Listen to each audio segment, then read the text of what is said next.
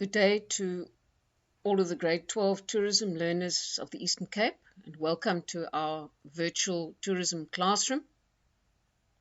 My name is Penny Vosloo. I'm a tourism teacher in the Nelson Mandela Bay district, and I will be presenting the next 4 lessons based on tourism attractions. Before I start, I would like to give recognition to Erika Ferreira, who is the subject advisor for tourism in the Nelson Mandela Bay District Zone 1. Erika is responsible for the magnificent PowerPoints and compiling of all the information that we will share with you over the next few lessons, and I'd like to thank her for the many hours that she has spent in compiling this material. Another word of thank you to the E-Teaching and Learning Directorate of the Eastern Cape Department of Education, who have made this possible.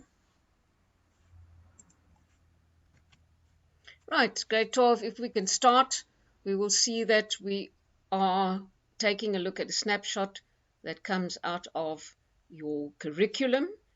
Tourist attractions is the topic that we are busy with, and we are looking at famous world icons and attractions.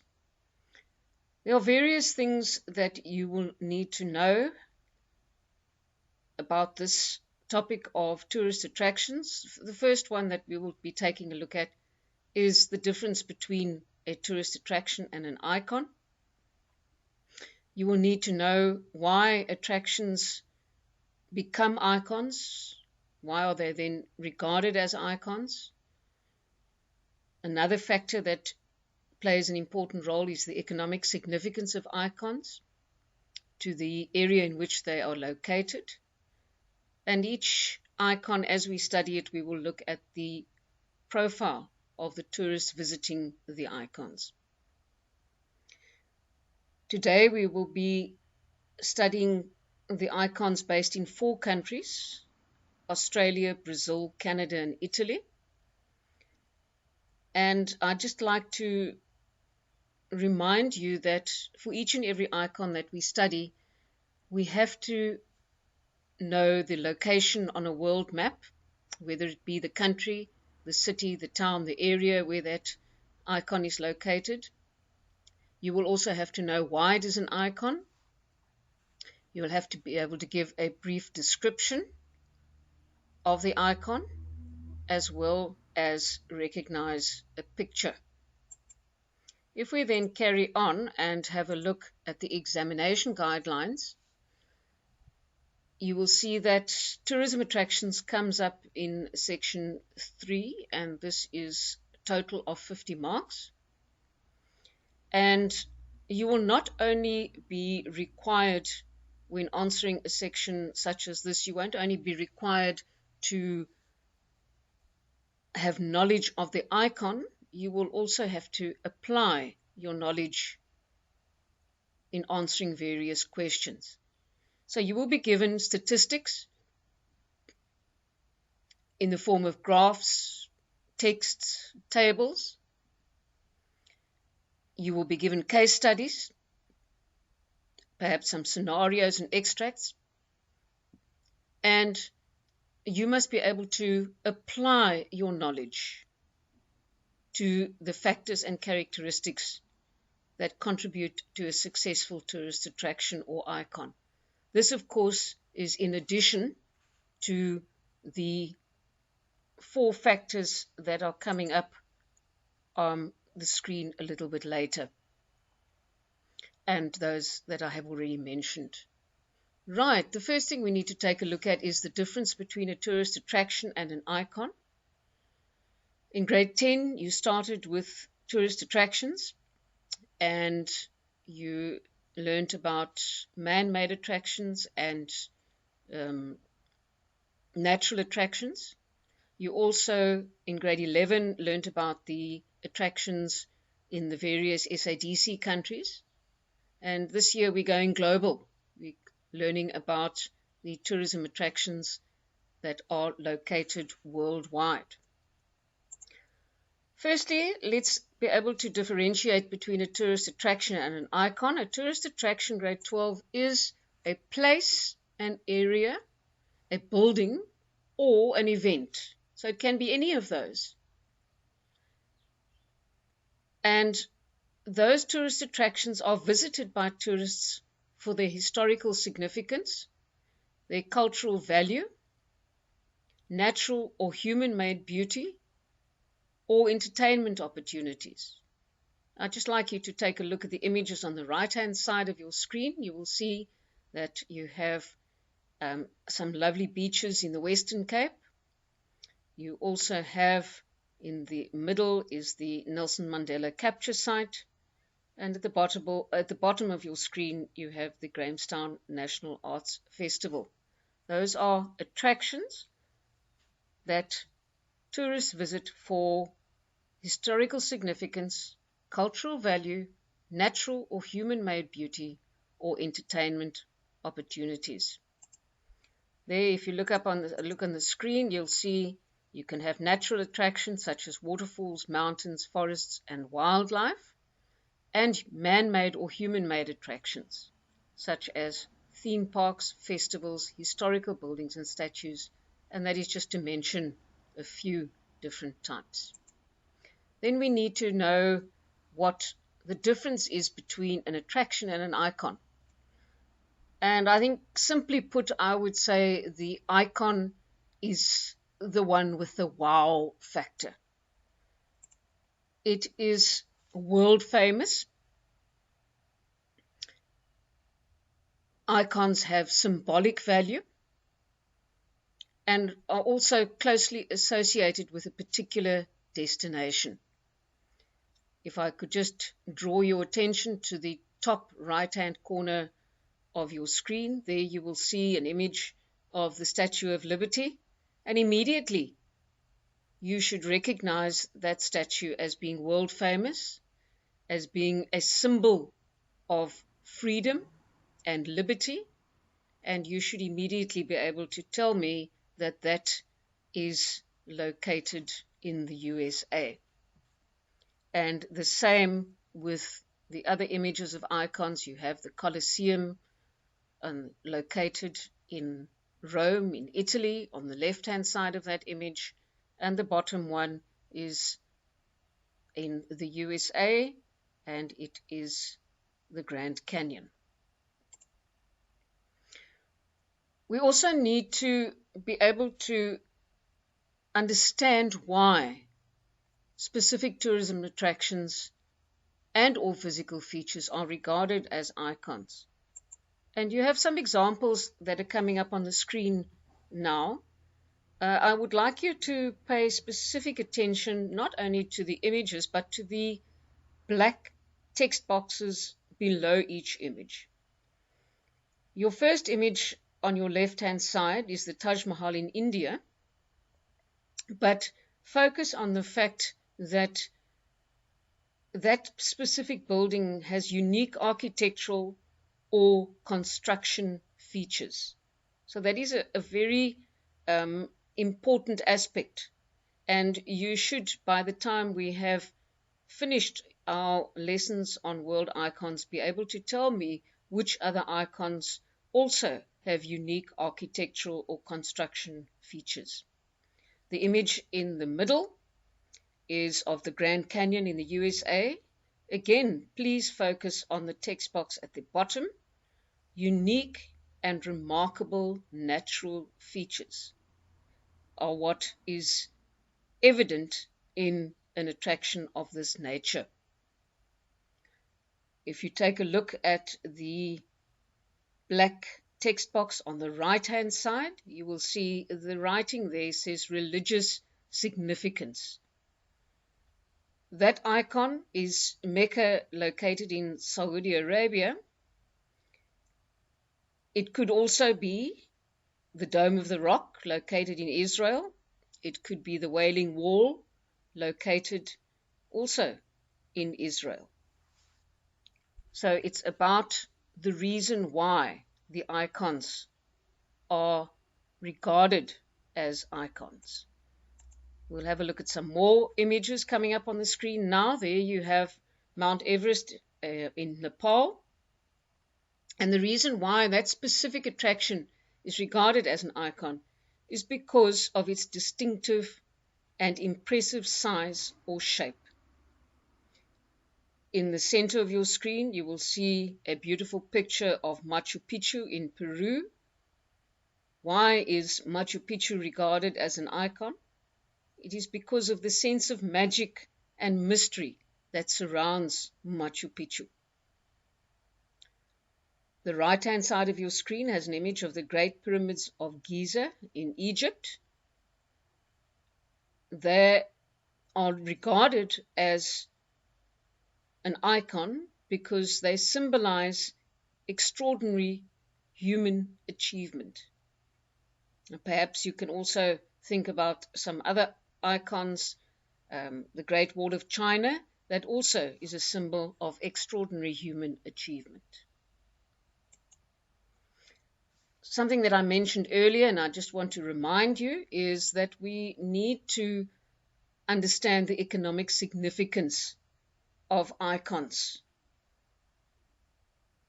There are factors, the reason a country has an icon located in it, and that icon then has an economic significance for that country or that area. Now on your screen you will see in front of you, you have just 6 aspects that have been highlighted here. There are more. You can perhaps refer to your textbook. The first factor that contributes to the economic significance of icons is that icon will earn valuable foreign exchange from visitors to the site. If you have visitors from other countries visiting the site, they will exchange their money and spend their money, which will result in foreign exchange being spent. The second one, if you look below that, the multiplier effect will then come into play. The multiplier effect, in essence, means that money is brought into the economy and spent and respent in the economy, but you will learn more about the multiplier effect when we do foreign exchange later on this term. Another factor that contributes to the economic significance of an icon is it provides the government with extra revenue. It provides the government with more money. And that money can be either generated through taxes, for example, airport tax, perhaps your VAT, your tax on any items that are sold, and that all that revenue will go to the government. You will also see that another factor that contributes to the economic significance of an icon is that it leads to improved infrastructure. And that improved infrastructure will not only benefit the tourism industry, it will benefit the entire country. Let me give you an example. Tourists require internet and cell phone connectivity in order to share their memories and contact their loved ones back at home. And so that infrastructure has to be in place. And it's not only the tourists that benefit from that infrastructure, it's also the people that are living in the country. Icons create jobs and business opportunities for people in the local community because people have to be employed. People have business opportunities coming up because the icon is located there.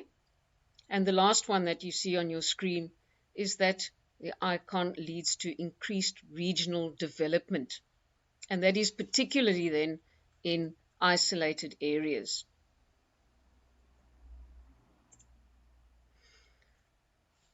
Before we start with the icons located in Australia grade 12, I just need to remind you of our focus here.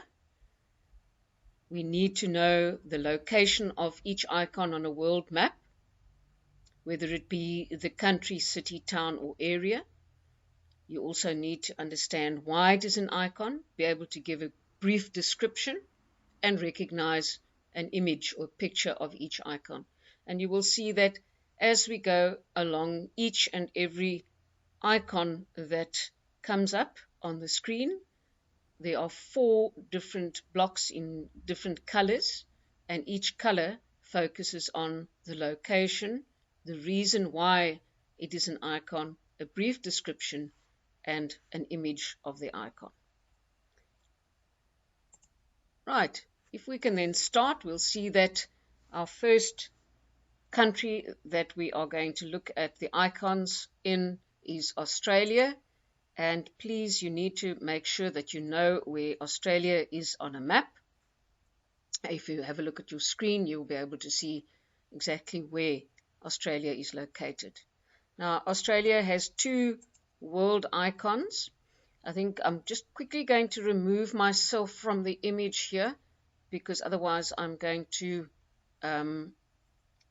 block out some of the writing that is here. So just give me a second, please.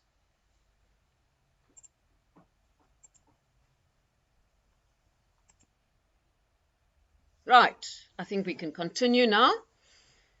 You'll see up on the screen that we are taking a look at Sydney Opera House. Sydney Opera House is located in Australia. Take a look at the image, and top left-hand corner of the image is the location on a world map, which is in Australia. The state is New South Wales, and the city in which the Sydney Opera House is located is Sydney. If you take a look then at the map of Australia on your screen, you will also see that it indicates exactly where Sydney is with an image of the Opera House. Why Sydney is regarded, or Sydney Opera House is regarded as an icon, is at the bottom left-hand side of your screen. It is an architectural masterpiece because of its design and construction. So what is the wow factor here with the Sydney Opera House? What makes it so amazing that it is regarded as an icon? If you look at the roof design, you will see that it looks like interlocking shells, and those shells reminds one of a fleet of sailboats, and that is part of the reason why it is an architectural masterpiece. You will see in your description on your screen that Sydney Opera House is one of the most famous performing arts centres in the world. It contains 5 theatres. It has a recording studio, and then also a number of cafes, restaurants, bars, and souvenir shops. As promised, you will find the tourist profile alongside each icon, and that is, if I can refer you to the orange block on your screen, the tourist profile there. So the question is here, what tourists are interested in visiting an attraction of this nature or an icon of this nature? And that will be tourists that are interested in performing and visual arts, tourists that have a special interest in the arts or unusual buildings, and then, of course, cultural, leisure, and family tourists. We will then continue and look at the second icon that is located in Australia, which is known as Ayers Rock or Uluru, and you will see an image of the massive round rock formation in the center of your screen. It is located in the Northern Territory of Australia. If you look at the left-hand side in the center of your screen, you will see that there is an arrow that indicates exactly where the Northern Territory of Australia is located. The question is, why is this an icon?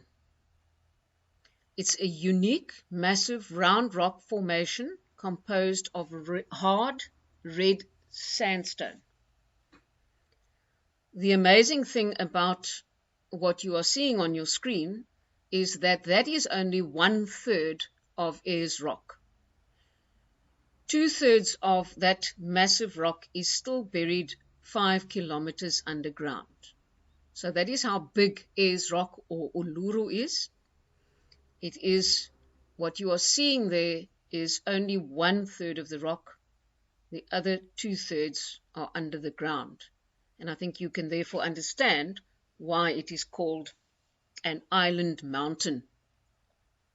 If you're looking at your description on your right-hand side, you will see that Ayers Rock or Uluru lies in the Uluru-Kata Tjuta National Park, which is, as mentioned already, in the Northern Territory of Australia. The park is named after Uluru, which is the single rock dome, and then Kata Tjuta is the range of rock domes. You might be wondering how a landmark of this nature is formed. That is formed by over 500 million years of erosion.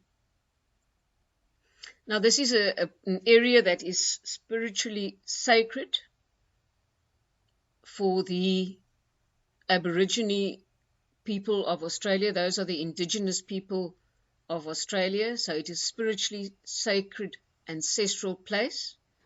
And the Aborigine people consider it very disrespectful if visitors climb Uluru. In fact, it has been banned that people climb Uluru.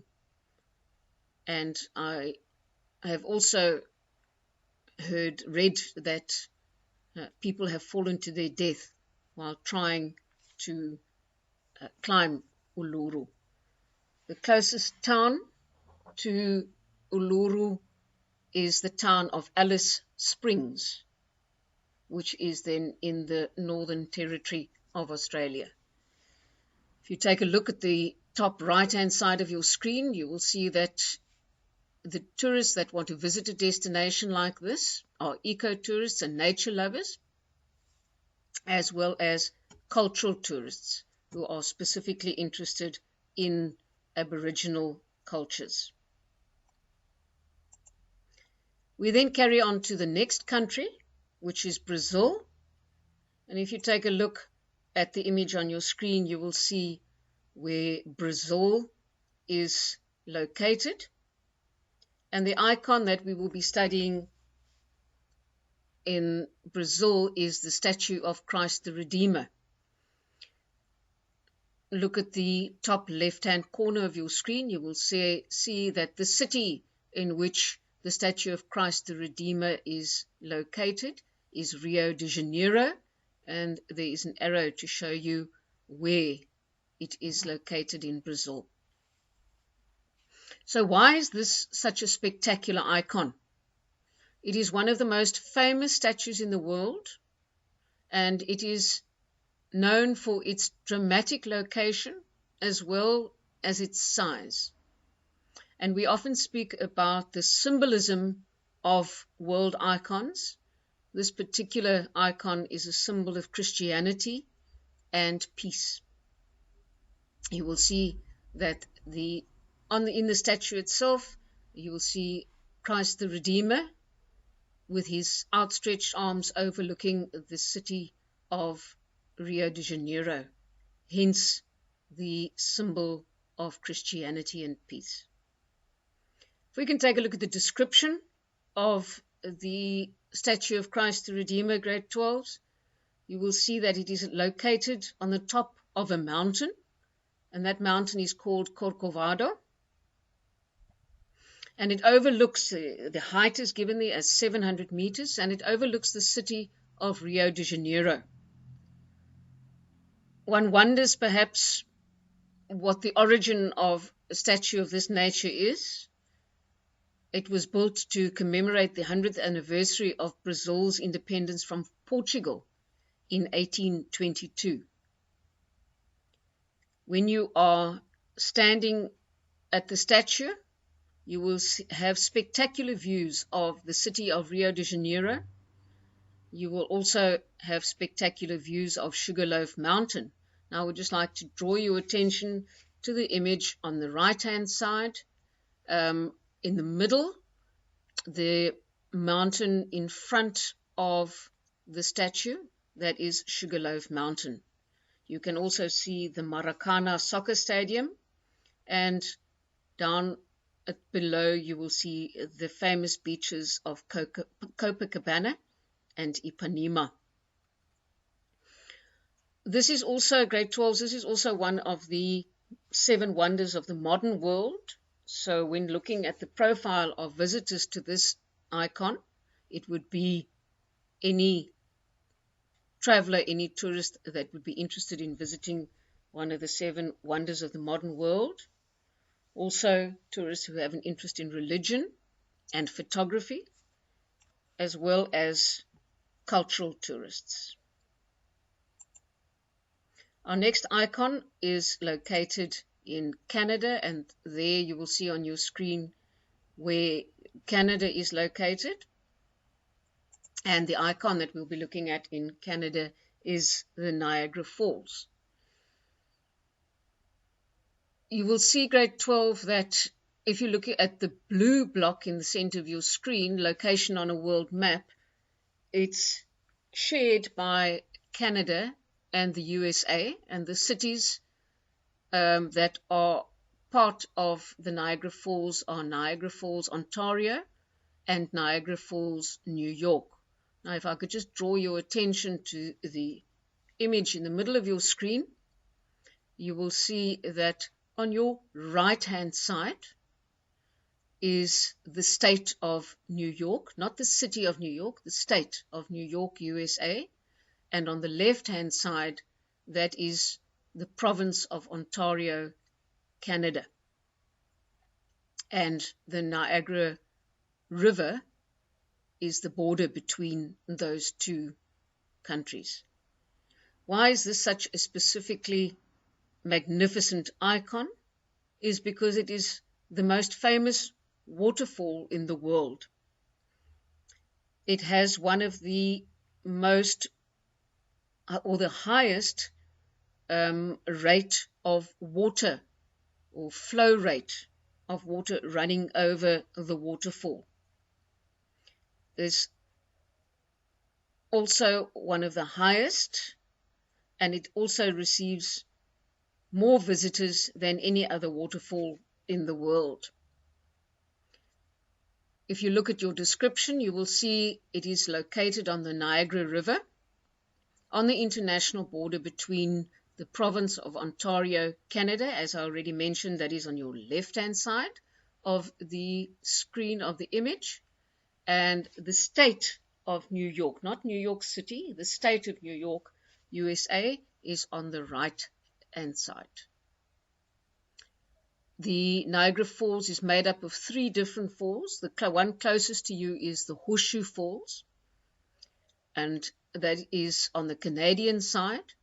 If you then look on the right-hand side, you will see that you have the American Falls is the one that you can see there, and then the smaller Bridal Veil Falls. You can't really see it on the image that is given to you there, is on the USA side.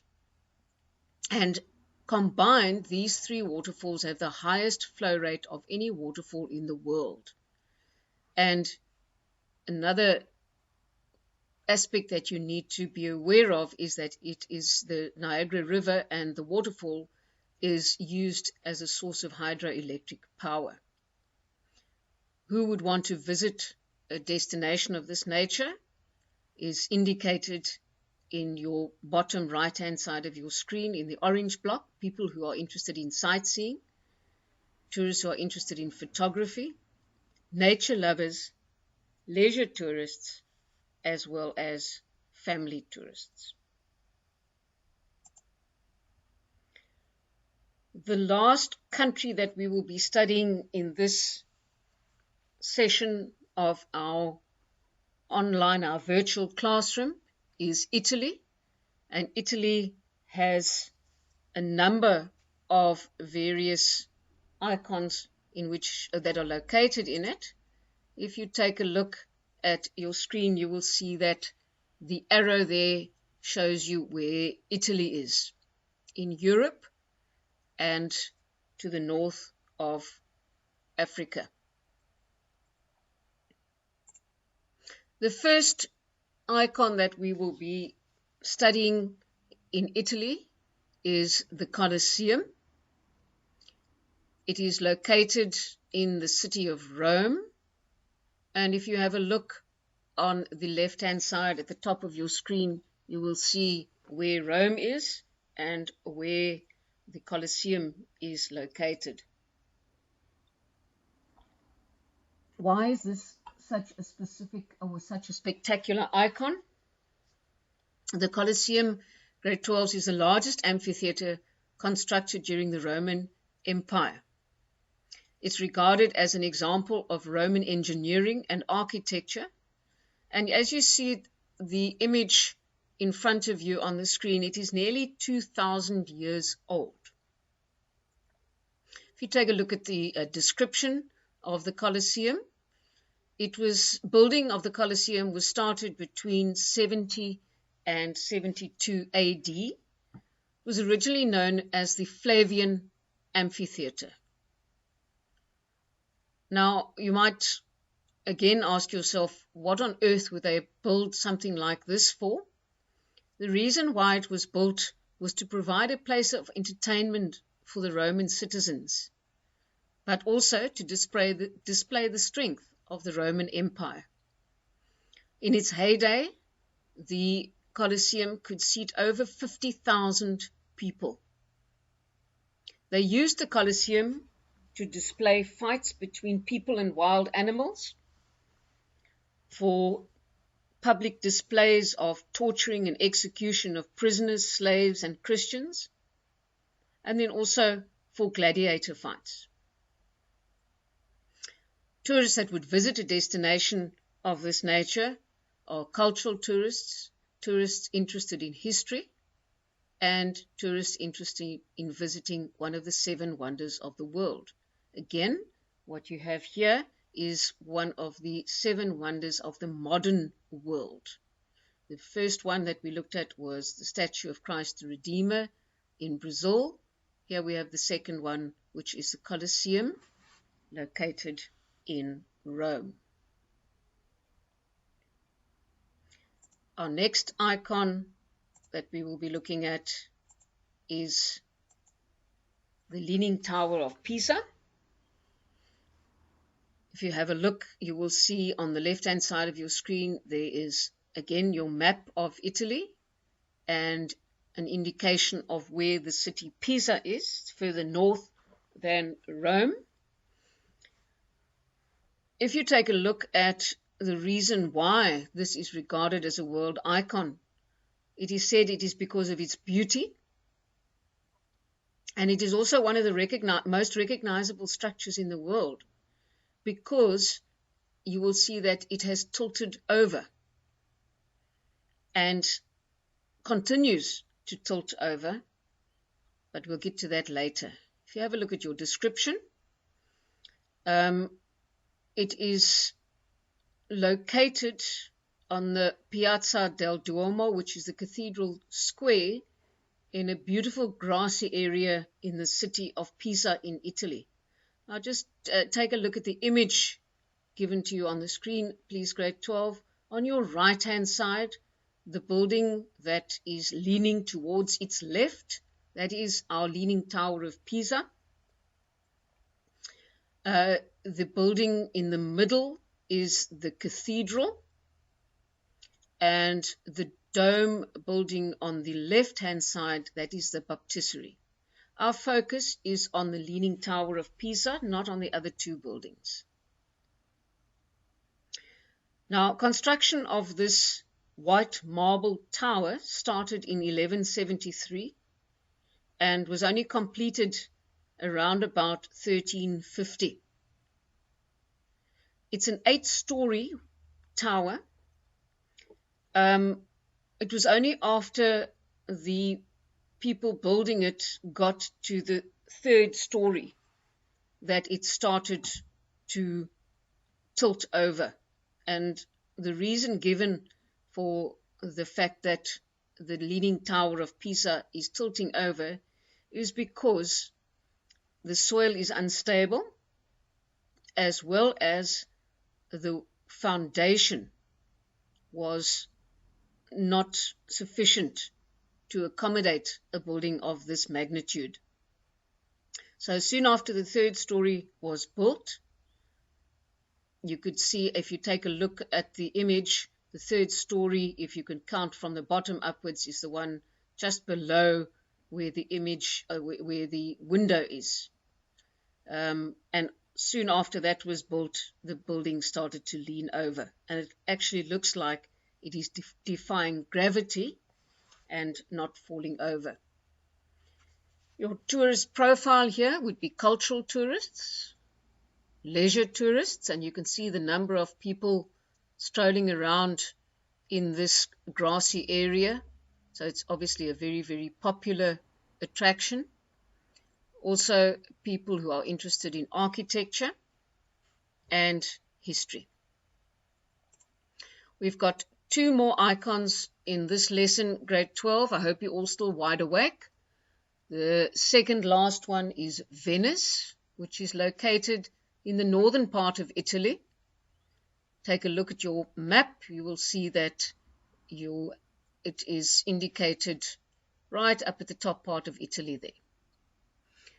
Venice is a city built on islands. There are 118 small islands, and the city is built on those islands and linked by canals and bridges. Venice is also one of the most beautiful cities in the world and is very well known for its architecture and art.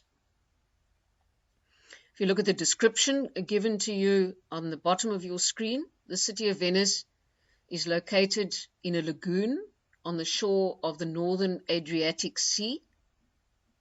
It was founded in the 5th century and built on wooden platforms, and those wooden platforms were then anchored into the small islands. It has various names. Venice is the official name. It's also known as the City of Canals, the Floating City, the City of Romance, and the City of Bridges.